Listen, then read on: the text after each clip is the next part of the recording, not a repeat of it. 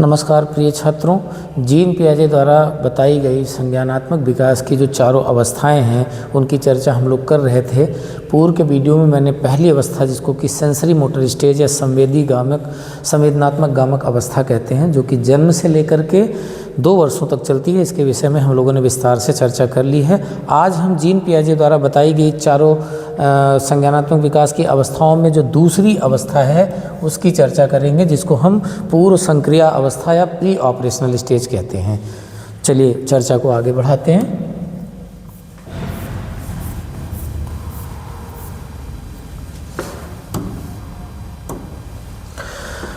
छात्रों, जो पूर्व संक्रिया अवस्था होती है या प्री ऑपरेशनल स्टेज होता है, यह 2 वर्षों से लेकर के जो दूसरी अवस्था होती है जीन पियाजे की संज्ञानात्मक विकास की, ठीक है, तो यह 2 वर्ष से प्रारंभ होकर के कुल 7 वर्षों तक चलती है, ठीक है।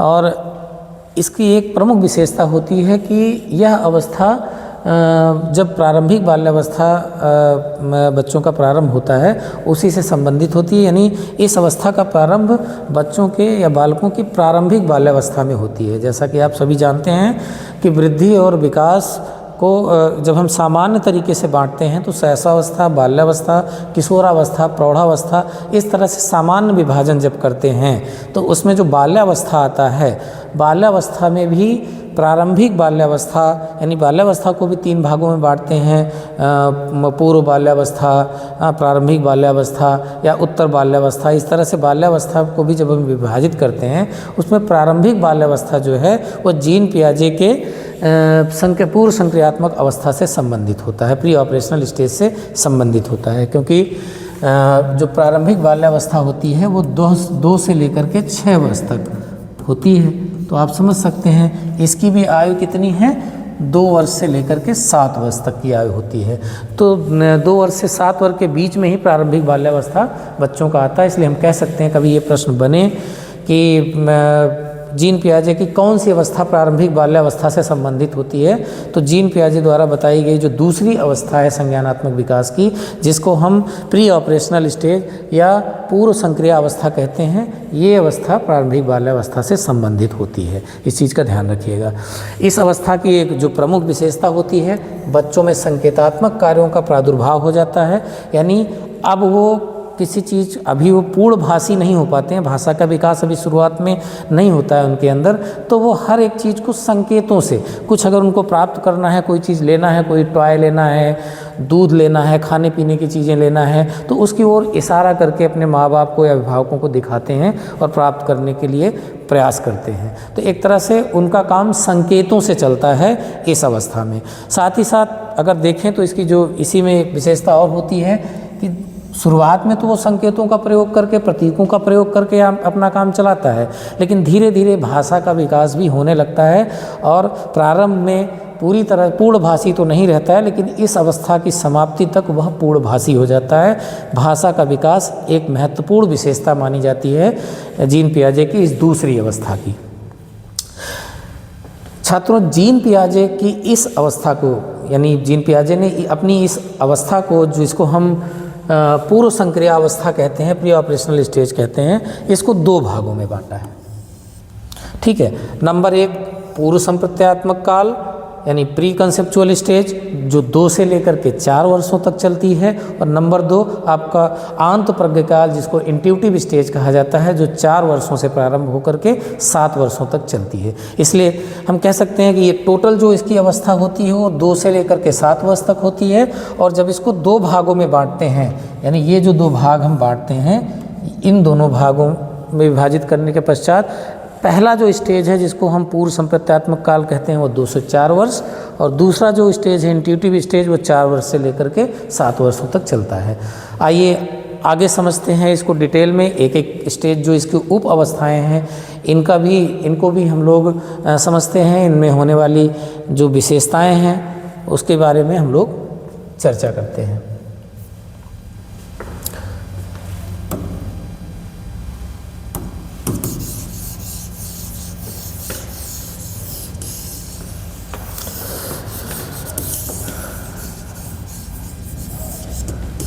छात्रों, जो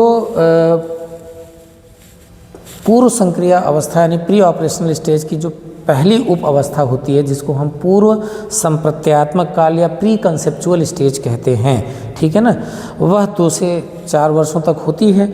और इसकी जो मुख्य विशेषता होती है, उसमें सबसे पहली विशेषता है कि बालक अपूर्ण संप्रत्ययों का विकास करता है। यानी जो बच्चा होता है, किसी भी चीज़ के बारे में जो उसका किसी भी चीज़ के बारे में कोई संप्रत्यय बनता है, तो वह पूर्ण संप्रत्यय नहीं बना पाता है, अपूर्ण संप्रत्ययों का विकास उसमें होता है, ठीक है ना। अभी वह किसी भी प्रकार की वैज्ञानिक समझ ना रख पाने के कारण, ठीक है, या कह सकते हैं कि सीमित अनुभवों के कारण वो क्या करता है कि किसी भी चीज़ का, किसी भी वस्तु का पूर्ण संप्रत्यय बनाने में सक्षम नहीं हो पाता है। यह इसकी एक प्रमुख विशेषता होती है। हाँ, अभी वह अपूर्ण संप्रत्ययों का विकास करता है। जैसे एग्जाम्पल के तौर पर 4 पैरों वाला उसे कुत्ता दिखाई देता है, तो वह 4 पैरों वाले जितने भी जानवर होते हैं उनको कुत्ता कहने की भूल करता है, ठीक है, डॉग कहने की भूल करता है। अब जानवरों का तो कंसेप्ट उसके अंदर डेवलप हो गया है कि हाँ, ये 4 पैरों वाले जितने लोग होते हैं वो जानवरों की कैटेगरी में आते हैं, लेकिन अभी वह पूर्ण कंसेप्ट डेवलप ना हो पाने के कारण जानवरों में भी अंतर करना नहीं सीख पा रहा है। वह 4 पैरों वाले बिल्ली को भी कुत्ता कह रहा है, 4 पैरों वाले गाय के बछड़े को भी जो है कुत्ता कहने की भूल कर रहा है। तो हम कह सकते हैं कि पूर्ण संप्रत्यय जानवरों के विषय में उसका भी नहीं बन पाया है, अपूर्ण संप्रत्यय का विकास उसका हो गया है। तो इस तरह से इस विशेषता को आप समझ सकते हैं इस उदाहरण से। दूसरी इसकी जो प्रमुख विशेषता होती है, मैंने बताया कि प्रतीकात्मक चिंतन की शुरुआत होती है। प्रतीकात्मक चिंतन की शुरुआत का मतलब ये होता है कि जब बच्चा वास्तविक वस्तु सामने अगर ना भी रहे, ठीक है ना, वास्तविक वस्तु या वास्तविक व्यक्ति सामने न रहने पर भी उसके संबंध में प्रतीक के रूप में कोई संकेत बना करके कोई प्रतीक के रूप में विचार करना प्रारंभ कर देता है, चिंतन करना प्रारंभ कर देता है, तो हम कह सकते हैं कि बच्चे की जो दूसरी विशेषता इसमें पाई जाती है कि प्रतीकात्मक चिंतन की शुरुआत उसके अंदर हो गया है। इसके अंदर वह शब्दों के माध्यम से, चित्रों के माध्यम से, प्रतीकों के माध्यम से चिंतन करने का प्रयास करता है। आप देखते होंगे कि घरों में बच्चे जो इस अवस्था में होते हैं, जो 2 वर्ष से लेकर के 4 वर्ष के बीच में होते हैं, ठीक है, उस अवस्था के जो बालक होते हैं, कई ऐसे उदाहरण आपको दिखाई देंगे जो कि प्रतीकात्मक चिंतन करते हुए पाए जाते हैं बच्चे। जैसे उदाहरण के तौर पे अपने बाबा या दादी की छड़ी लेकर के उसकी सवारी करते हुए उसको मोटर बाइक समझ करके उसकी सवारी करना, ये क्या है, छड़ी को मोटर का प्रतीक मान रहे हैं बच्चे, ठीक है। तो इस तरह की प्रतीकात्मक चिंतन उनके अंदर दिखाई देता है। और आप देखते हैं कि गुड्डा या गुड़िया उनकी जो होती है उसको दूध पिलाने का प्रयास करते हैं, ठीक है ना। या आप देखते हैं कि खुद डॉक्टर बन करके माता पिता का या अपने भाई बहनों का कुछ वो लगा करके, आला वगैरह लगा करके उनको चेकअप वगैरह करते हैं, उनको दवाई खिलाने का प्रयास करते हैं। इस तरह से वो डॉक्टर तो वहाँ उपस्थित नहीं है, लेकिन उसके विषय में पूरा चिंतन कर रहे हैं वो, और चिंतन करके अपने आप को ही डॉक्टर के रूप में, प्रतीक के रूप में सामने प्रकट करने का प्रयास कर रहे हैं। इस तरह की क्रियाएं जो होती हैं वो प्रतीकात्मक चिंतन की शुरुआत के उदाहरण हो सकते हैं बच्चों में। आप रोज के जीवन में घरों में ये देखते हैं। चलिए, इस अवस्था की जो तीसरी विशेषता होती है वो सबसे महत्वपूर्ण विशेषता होती है जीववाद। इसके पहले है भाषा के विकास में तीव्रता। भाषा का विकास अब उनका तीव्र हो जाता है, बहुत तेज़ी के साथ भाषा का विकास होता है। आप देखते हैं 2 वर्ष में जो 1-2 शब्दों को बोल पाता था बच्चा, अब 3 या 4 वर्ष या कह सकते हैं कि इस अवस्था की समाप्ति तक वो पूरा कई सारे 8-10 शब्दों का पूरा वाक्य बनाने में सक्षम हो जाता है और वाक्य बनाकर पूरा बोल भी लेता है। वो बात अलग है कि अभी ग्रामर या व्याकरण के दृष्टिकोण से उसका वाक्य शुद्ध नहीं होता है उतना, लेकिन ये है कि पूरा वाक्य बोलने में वो लगभग सक्षम हो जाता है 5-6 शब्दों का वाक्य बना करके, 10 शब्दों का वाक्य बना करके, ठीक है। तो एक भाषा विकास की तीव्रता भी इस अवस्था की एक प्रमुख विशेषता मानी जाती है। इसके बाद की जो विशेषता है जीववाद।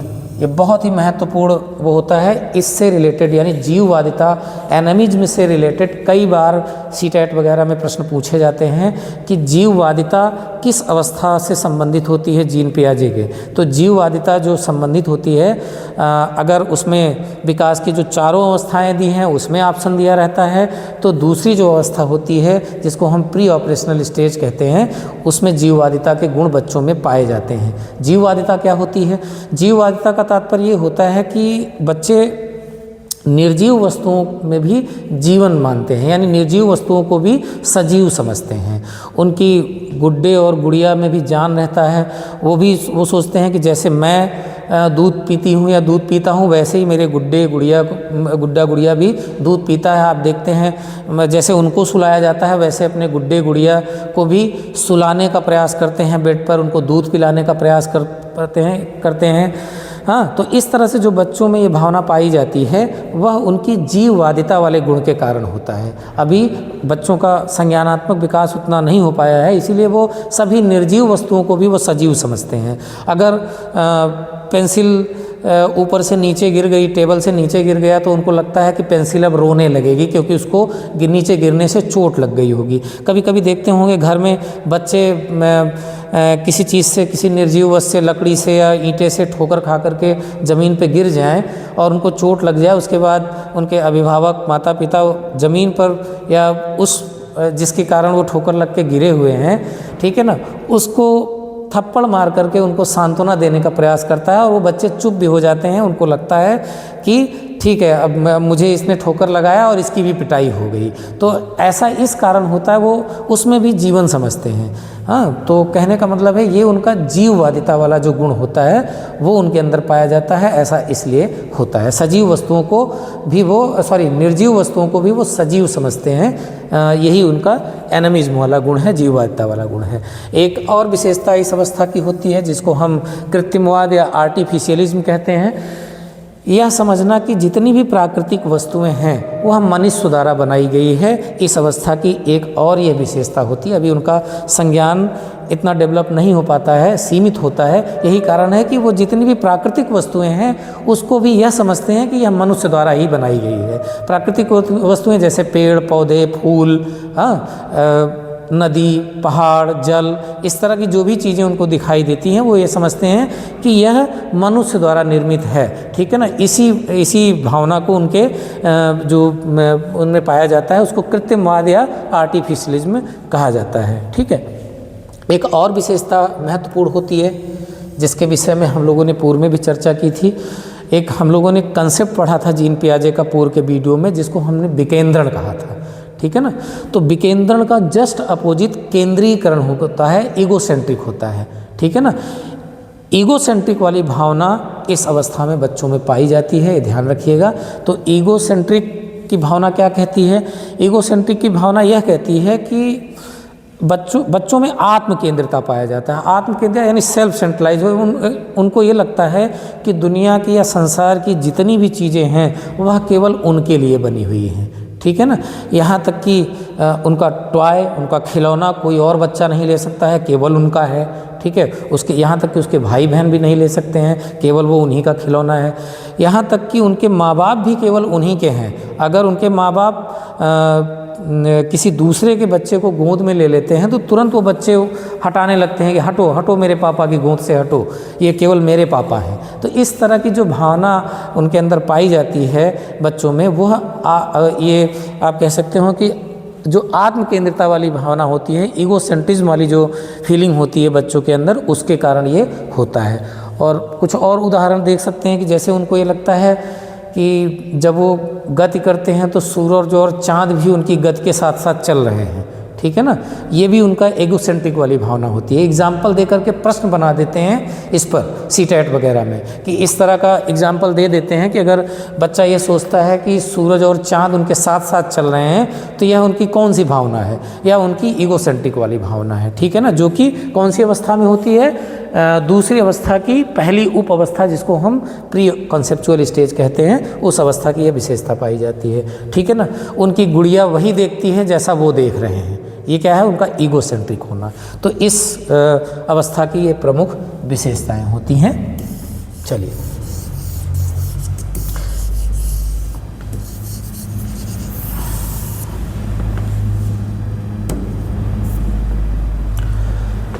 कुछ और विशेषताएं होती हैं, उनको देख लेते हैं एक एक करके। तर्कहीन सोच, बच्चों का जो सोच होता है, जो थिंकिंग प्रोसेस होता है, वो तर्कहीन होता है। किसी भी प्रकार का उसमें तर्क नहीं होता है। तर्क ना होने का मतलब होता है कि किसी कार्य के होने का कार्य कारण संबंध वो नहीं समझते हैं, ठीक है ना। तर्क विहीन उनका होता है। जैसे उनको ये नहीं पता होता है कि अगर उनके अच्छे मार्क्स आते हैं तो उनको ये नहीं पता होता है कि मेरे अच्छे मार्क्स मेरे ज़्यादा पढ़ने की वजह से होता है, ठीक है, या मैंने जो अधिक से अधिक पढ़ाई की है उसके कारण ये मेरे अच्छे मार्क्स आए हैं। ये वो उनके अंदर सोचने की क्षमता नहीं होती है, ठीक है ना। एक बालक जिसके अंदर तर्कपूर्ण सोच होती है, वह समझता है कि ज़्यादा मेहनत करेंगे, ज़्यादा मेहनत से पढ़ाई करेंगे तो मेरे अच्छे नंबर आएंगे। तो ये तो एक तर्कपूर्ण सोच हो गया, ठीक है ना। कार्य कारण संबंध उनको पता है। लेकिन इसके विपरीत जब बच्चों में ये भावना पाई जाती है जिसमें कार्य कारण संबंध उनको नहीं पता होता है, तो हम कह सकते हैं कि वो तर्कहीन सोच समझते हैं। जैसे उनको लगता है कि मैं छाता लेके बाहर निकला हूँ इसलिए बारिश हो रही है, ठीक है ना। जब वो ऐसा सोचते हैं तो एक तरह से तर्कहीन सोच उसको कहा जाता है, जो कि इस अवस्था की प्रमुख विशेषता मानी जाती है, जो दूसरी अवस्था की जीन पियाजे की पहली उप अवस्था है, ठीक है। इसके अलावा एक और इसमें विशेषता पाई जाती है अनुकरण की प्रवृत्ति। बच्चों में अनुकरण करने की प्रवृत्ति या नकल करने की प्रवृत्ति पाई जाती है। आप देखते हैं घरों में अपने माता पिता की नकल करते पाए जाते हैं, ठीक है, अपने शिक्षक की नकल करते पाए जाते हैं। कहीं डॉक्टर को दिखाने गए हैं आप उनको, तो डॉक्टर जैसे वो करते हैं, जैसे चेकअप करते हैं, हाँ, ठीक वैसे ही नब्ज़ पकड़ना, हाँ, मुंह खुलवाना और उसको लगा करके अगर उनका टॉय वगैरह है तो आला वगैरह लगा के चेक करना, दवा खिलाना और डांटना कि समय से दवा खा लेना, ठीक है ना। ये लोग मीठी दवा दे रहे हैं, इस तरह के जो वक्तव्य वो कहते हैं, ये उनका यही वाली भावना है जो अनुकरण करने की प्रवृत्ति वो करते हैं। आप देखते हैं अपने शिक्षकों की नकल करते हैं। शिक्षक जैसे उनको पढ़ाते हैं, जैसे उनको डांटते हैं, घर में अगर उनका कोई छोटा भाई बहन है तो उसको भी वो डांटते पढ़ाते समय वो वैसे ही क्रिया करते हुए पाए जाते हैं, शिक्षकों की नकल करते हुए पाए जाते हैं। तो ऐसा इसलिए हम कह सकते हैं कि ये जो विशेषता होती है इसकी अनुकरण करने की प्रवृत्ति इस अवस्था की, ऐसा इस कारण वो करते हुए पाए जाते हैं। उनके खेल भी अब काल्पनिक होते हैं, काल्पनिक खेलों को खेलते हैं, जैसे खिलौना और वस्तुओं को किसी और रूप में कल्पना करना।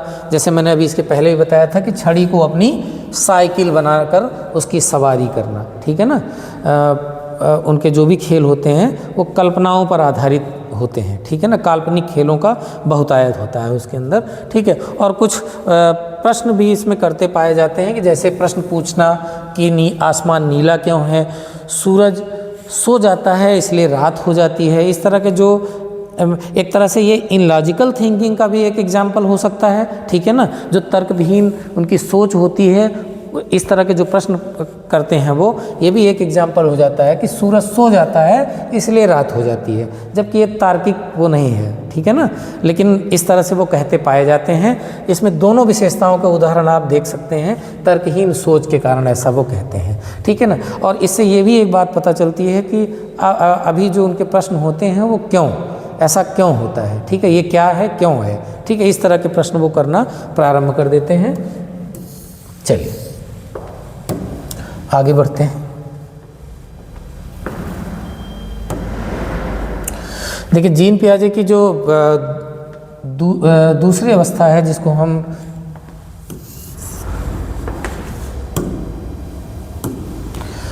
जीन पियाजे द्वारा बताई गई दूसरी अवस्था यानी प्री ऑपरेशनल स्टेज, पूर्व संक्रियात्मक अवस्था की दूसरी उप अवस्था आंत प्रज्ञकाल या इंट्यूटिव स्टेज होती है, ठीक है। इसकी जो प्रमुख विशेषता होती है, एक तो इसकी आयु क्या होती है, 4 वर्ष से लेकर के 7 वर्षों तक इसकी आयु मानी जाती है इस अवस्था की, जो दूसरी उप अवस्था है।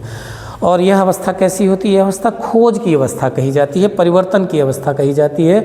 विभिन्न घटनाओं या कार्यों में संबंध, क्यों और कैसे प्रश्नों के उत्तर जानने में रुचि होती है, ठीक है ना। यानी अभी तक वो विभिन्न घटनाओं में कार्य कारण संबंधों को नहीं समझता था, ठीक है ना। लेकिन अब वह इन संबंधों को खोजने का प्रयास करता है। यही कारण है इसको खोज की अवस्था कहा जाता है, परिवर्तन की अवस्था कहा जाता है। अब वह क्यों और कैसे प्रश्न करने लगता है। अभी तक उसके जो इसके पहले की अवस्था थी वो प्रश्न केवल क्या तक सीमित होते थे, लेकिन अब वह क्यों और कैसे भी प्रश्न करने लगता है। ठीक है, जो आंत प्रज्ञ काल की एक प्रमुख और विशेषता होती है कि इसमें इस प्रकार के जो चिंतन होते हैं, इस चिंतन से पियाजे का तात्पर्य बिना किसी तार्किक विचार प्रक्रिया के किसी वस्तु या बात को मस्तिष्क द्वारा स्वीकार कर लेना, तुरंत स्वीकार कर लेना। ठीक है ना, बिना किसी तार्किक विचार के, विचार विमर्श के, ठीक है, तार्किक सोच के, जैसा उसको दिखाई दे रहा है, ठीक है ना, दिखाई, अब उसको जिस तरीके से प्रबल रूप में जो चीज़ दिखाई दे रहा है, ठीक है ना, उसमें तर्क वितर्क ना करके बिना किसी तर्क विहीन सोच के उसको तुरंत ही ऐसी चीज़ों को मस्तिष्क द्वारा उसके स्वीकार कर लेने की जो प्रवृत्ति पाई जाती है, वह आंत प्रज्ञ काल की एक प्रमुख विशेषता है। ठीक है ना, इसको कुछ हम लोग एग्जाम्पल से इस चीज़ को आगे समझेंगे। और चलिए आगे बढ़ते हैं। इसकी एक प्रमुख विशेषता और होती है कि किसी परिस्थिति या घटना या वस्तु का बोध उसके सर्वाधिक प्रबल तथा स्पष्ट रूप से दिखाई देने वाले पक्ष या विशेषताओं पर आधारित होता है।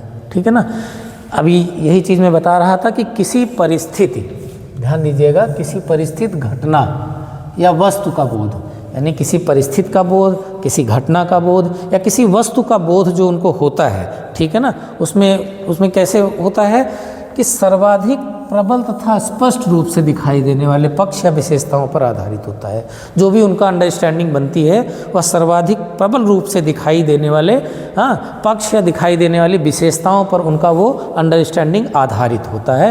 ये इस विशेषता से संबंध है इसका। ठीक है, बालकों के लिए विभिन्न पक्षों में एक और ये विशेषता पाई जाती है। कह सकते हैं कि अभी बालक जो है किसी पहलू, किसी कह सकते हैं कि समस्या के जो विभिन्न पहलू होते हैं या विभिन्न पक्ष होते हैं उन पर एक साथ ध्यान नहीं दे पाते हैं।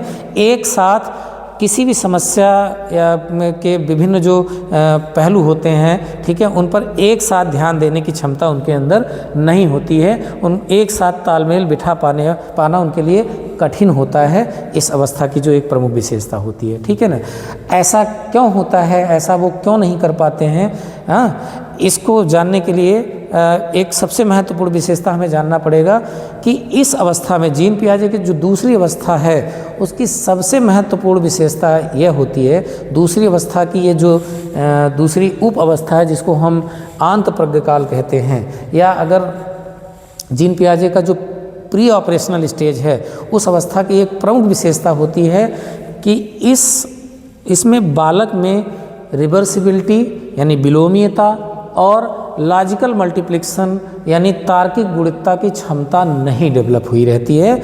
आप ध्यान दीजिए, इन दोनों योग्यताओं को मिलकर के संरक्षण का सिद्धांत उनके अंदर बनता है। ठीक है ना, यानी इस अवस्था की एक प्रमुख विशेषता होती है कि रिवर्सिबिलिटी उनके अंदर नहीं होती है और तार्किक गुणितता यानी लॉजिकल मल्टीप्लिकेशन की क्षमता का विकास उनके अंदर नहीं हुआ रहता है, जिसके कारण वो आयतन, भार, संख्या, लंबाई, इन सब के संबंध में, ठीक है ना, संरक्षण का सिद्धांत उनके अंदर, संरक्षण का सिद्धांत की प्राप्ति नहीं हो पाती है। यानी संरक्षण की सिद्धांत का विकास या संरक्षण की योग्यता का विकास ना होना इस अवस्था की एक प्रमुख विशेषता होती है। और संरक्षण की योग्यता का विकास क्यों नहीं होता है? क्योंकि उनके अंदर संरक्षण के विकास, संरक्षण की योग्यता के अंतर्गत आने वाली विलोमीयता और तार्किक गुणितता वाली क्षमता डेवलप नहीं हो पाती है। और यही कारण है कि किसी भी परिस्थिति या घटना वस्तु का बोध उसके सर्वाधिक प्रबल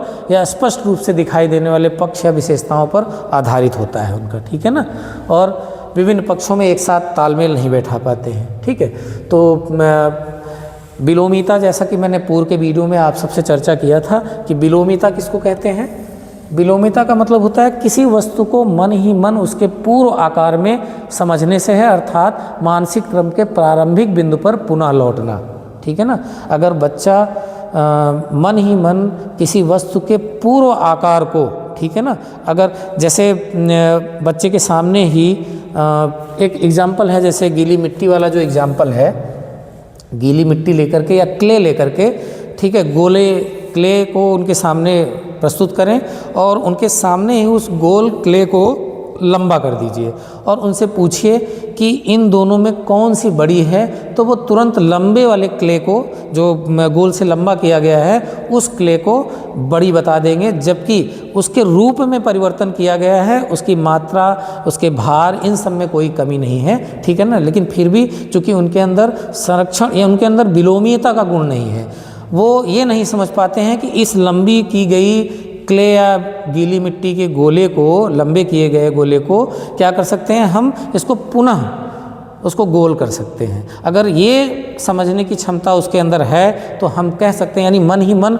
उसके पूर्व आकार को समझ पाने की क्षमता उस बच्चे के अंदर है, तो हम कह सकते हैं कि उसके अंदर विलोमीयता वाला गुण है। लेकिन इस अवस्था में जीन पियाजे की जो दूसरी अवस्था है, प्री ऑपरेशनल स्टेज में, विलोमीयता वाला गुण उसके अंदर नहीं आता है, ठीक है ना। चलिए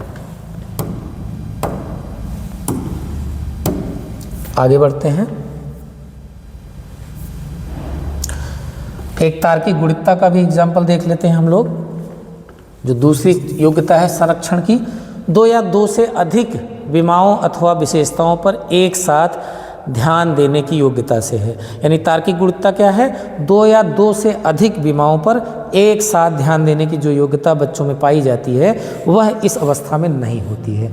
एक साथ बच्चे दो या दो से अधिक विमाओं पर, ठीक है ना, डायमेंशनल पर एक साथ ध्यान दे पाने में सक्षम नहीं होते हैं। इस अवस्था की यह विशेषता होती है। ऐसा इसलिए होता है क्योंकि इस अवस्था में जीन पियाजे के तार्किक गुणितता वाली क्षमता बच्चों में डेवलप नहीं हो पाती। तो इस तरह से हम कह सकते हैं कि प्री ऑपरेशनल स्टेज की जो दूसरी अवस्था है, जिसको हम इंट्यूटिव स्टेज कहते हैं, उसमें विलोमीयता और तार्किक गुणितता, ये दोनों क्षमताएं बच्चों में नहीं डेवलप हुई रहती हैं, और यही कारण है कि संरक्षण का सिद्धांत भी उनके अंदर डेवलप नहीं हो पाता है। यह इसकी एक प्रमुख विशेषता होती है, ठीक है ना। एक एग्जाम्पल से जैसे समझ सकते हैं, जैसे तार्किक गुणितता वाला एक एग्जाम्पल से हम समझ सकते हैं। चलिए इसको हम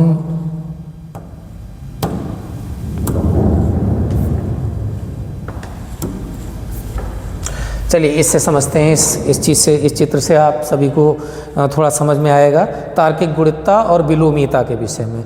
जैसा कि मैंने अभी पहला वाला जो एग्जाम्पल बताया था, मैटर यानी द्रव्य को लेकर के, ठीक है, आप इसमें देख रहे हैं मैटर वाला जो एग्जाम्पल है, ये क्ले है और इस तरह से इसकी संरचना है। दो क्ले ऐसे ही बराबर बच्चे के सामने दिखाया गया और उसमें से मान लीजिए इस वाले क्ले को लंबा कर दिया गया। क्या कर दिया गया? लंबा कर दिया गया। अब अगर उनसे पूछा जाएगा, ठीक है ना, कि उसके बारे में पूछा जाएगा कि किसका भार क्या है, वजन क्या है, हाँ, तो आप देखिए उसके रूप में केवल परिवर्तन कर दिया गया है, जबकि दोनों का वजन, दोनों का भार लगभग उतना ही है, ठीक है। उसके रूप में परिवर्तन कर दिया गया है, ठीक है। लेकिन बच्चा भूलवश क्या बताएगा? इस वाले क्ले को अधिक बड़ी बताएगा, ठीक है ना, जो पतली वाली क्ले है, ठीक है ना, बिना किसी तार्किक चिंतन के इस वाले को अधिक बड़ी बताएगा, ठीक है।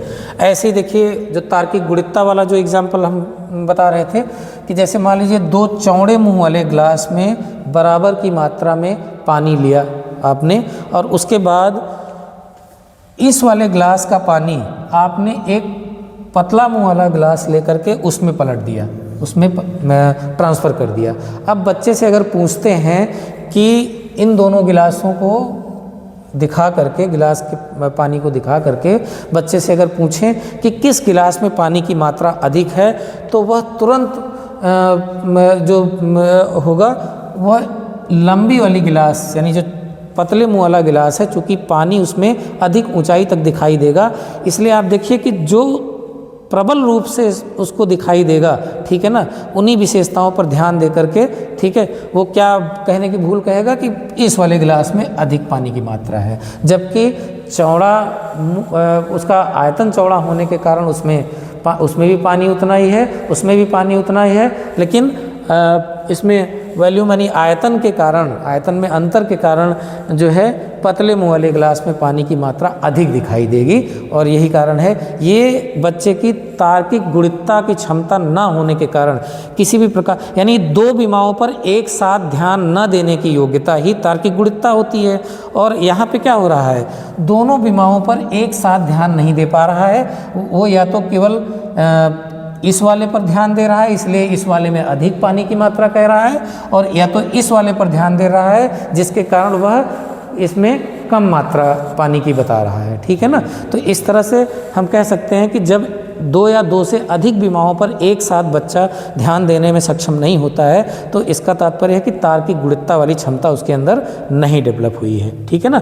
ऐसे ही मान लीजिए चेस के ये वो हैं संख्या के विषय में एक वो बताते हैं जो उसका कंसेप्ट बनता है कि जैसे मान लीजिए जो चेस के जो वो होते हैं कॉइन्स होते हैं, ठीक है ना, तो उनको अगर आप दो लाइन बनाकर सीक्वेंस में अगर देखिए दो लाइन बना हुआ है, 12 ये हैं और इनको एक लाइन को थोड़ा सा खिसका दिया गया है। अब अगर पूछा जाए कि इसमें संख्या अधिक है या इसमें संख्या अधिक है, तो चूंकि इसकी एक लाइन बड़ी दिखाई दे रही जबकि किया क्या गया है कि संख्या उतनी ही है, 12 की ही संख्या है, लेकिन इसको थोड़ा फैला दिया गया है।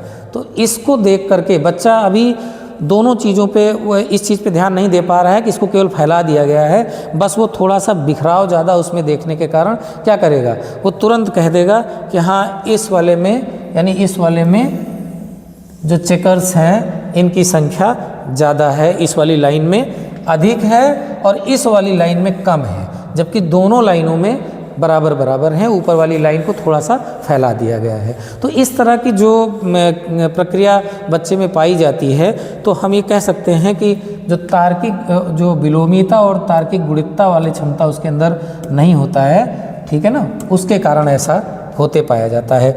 लेंथ को लेकर के, लंबाई को लेकर के ही आप देख लीजिए एक एग्जाम्पल के तौर पे कि ये दो छड़ी हैं, दोनों छड़ियाँ बराबर हैं और उन बच्चे के सामने ही एक छड़ी को आगे खिसका दिया गया।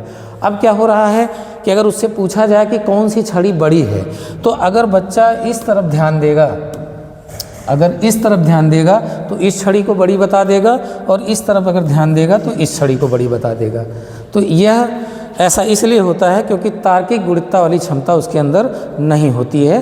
तो इन सारे उदाहरणों से आप इसको समझ सकते हैं।